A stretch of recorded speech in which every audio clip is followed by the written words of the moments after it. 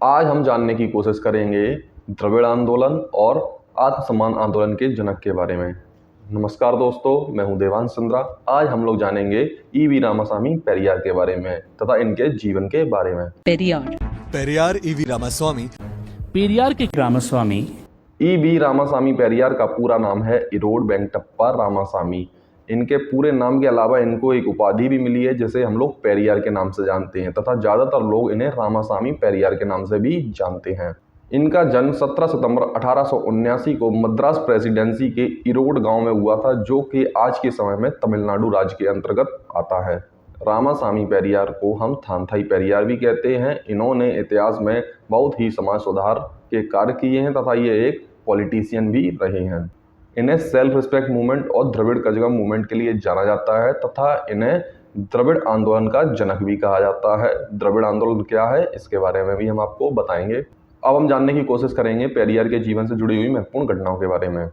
हम लोग बनारस के काशी विश्वनाथ धाम के बारे में बखूबी जानते हैं, लेकिन क्या आपको पता है सन 1904 में रामासामी पेरियार भी काशी विश्वनाथ धाम के दर्शन करने के लिए गए थे, जहां पर पेरियार के साथ एक अनैतिक घटना घटित हुई। काशी विश्वनाथ मंदिर में आने वाले श्रद्धालुओं को निःशुल्क भोजन कराया जा रहा था, लेकिन पेरियार को भोजन कराने से साफ मना कर दिया गया। ज्यादा भूख लगने के कारण रामासामी पेरियार ने ब्राह्मण के वेश में मंदिर में प्रवेश करने की कोशिश की, लेकिन वहां पर रामासामी पेरियार को पहचान लिया गया और उन्हें वहां से मारकर भगा दिया गया। इस घटना के बाद पेरियार के जीवन में एक अहम बदलाव आया।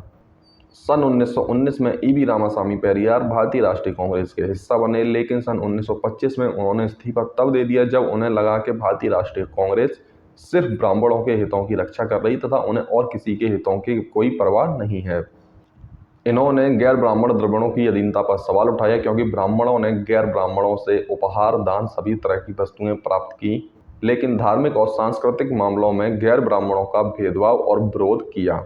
ज़्यादातर लोगों को लगता है छुआछूत के खिलाफ सबसे ज़्यादा कार्य डॉक्टर बी.आर. अम्बेडकर ने ही किए हैं, लेकिन आपको एक और पहलू देखना चाहिए। Doctor B R. अम्बेडकर के अलावा और भी कई समाज सुधारक हुए हैं जिन्होंने हमारे देश में छुआछूत को कम करने की कोशिश की है, क्योंकि सन 1924 में ईवी रामासामी द्वारा एक अहिंसक आंदोलन में भाग लिया गया जो वैकोम सत्याग्रह के नाम से जाना गया। इस सत्याग्रह में दलितों के प्रति छुआछूत का भरपूर विरोध किया और 14 अप्रैल को पेरियार व उनकी पत्नी को वैकोम नामक जगह से गिरफ्तार किया गया। पेरियार के गिरफ्तार होने के बाद उनका और उनके समर्थकों का मनोबल नहीं टूटा और वह इससे जुड़े हुए आंदोलन लगातार करते रहे। सन 1925 से पेरियार के जीवन का मुख्य कार्य सेल्फ रिस्पेक्ट बन गया था, जो कि बाद में सेल्फ रिस्पेक्ट मूवमेंट के नाम से भी जाना गया। आज़ादी के बाद 1952 में रामासामी आत्मसम्मान आंदोलन संस्थान के नाम से एक संस्था को पंजीकृत कराया गया। सेल्फ रिस्पेक्ट मूवमेंट को एक स्वतंत्र संस्था के रूप में स्थापित करने के बाद पेरियार ने इसे सामाजिक और राजनीतिक रूप से मजबूत करने के लिए सन 1919 से सन 1932 तक विभिन्न देशों की यात्राएं की। पेरियार के विदेशी दौरे के समय सन 1929 से सन 1932 के बीच कई विभिन्न लोगों ने उनका साथ दिया।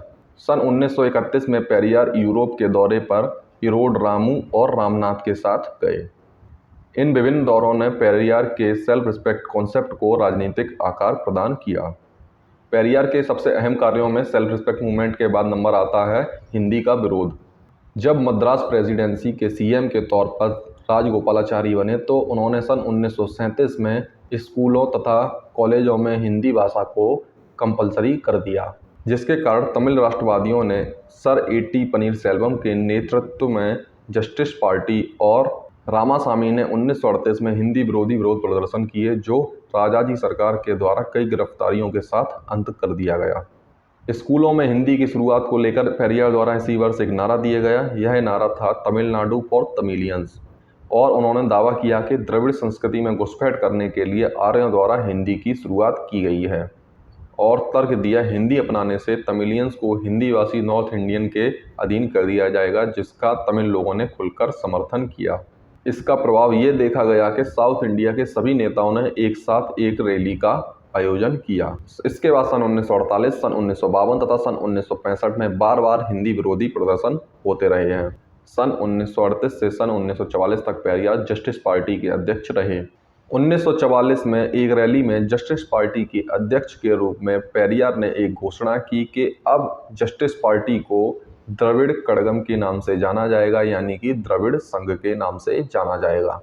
द्रविड़ कड़गम ने दलितों के बीच छुआछूत की जोरदार लड़ाई लड़ी तथा इसने कुछ अन्य कार्य भी किए, जिसमें से मुख्य हैं महिला शिक्षा, पसंद की शादी, विधवा पुनर्विवाह तथा अनाथालयों व दयागृहों पर ध्यान केंद्रित किया गया। द्रविड़ कड़गम सन 1949 में डीएमके पार्टी तब बन गई जब पेरियार के लेफ्टिनेंट कांजीवरम नटराजन ने द्रविड़ मुनेत्र कड़गम की स्थापना की। सन 1956 में तमिलनाडु कांग्रेस कमेटी के अध्यक्ष पी कक्कन की चेतावनी के बावजूद पेरियार ने हिंदू भगवान की तस्वीरों को जलाया, जिसके लिए उन्हें गिरफ्तार भी किया गया। सन 1958 में अखिल भारतीय राजभाषा सम्मेलन बेंगलोर में पेरियार को बुलाया गया। इसमें पेरियार ने हिंदी भाषा को राजभाषा बनाने की बजाय अंग्रेजी भाषा को राजभाषा बनाए जाने पर वकालत की। और सन 1963 में रामासामी पेरियार नॉर्थ इंडिया की यात्रा पर आए, जहां पर इन्होंने जाति व्यवस्था को समाप्त करने पर जोरदार बल दिया। सामाजिक समानता और सम्मानजनक जीवन शैली हासिल करने के लिए पेरियार ने 19 दिसंबर 1973 को चेन्नई की अपनी अंतिम बैठक में इसके लिए आह्वान किया। इस बैठक के 5 दिन बाद 24 दिसंबर 1973 को पेरियार का निधन हो गया। आशा करते हैं आपको वीडियो पसंद आया होगा। यदि वीडियो पसंद आया तो चैनल को सब्सक्राइब करें और वीडियो को लाइक करें। धन्यवाद।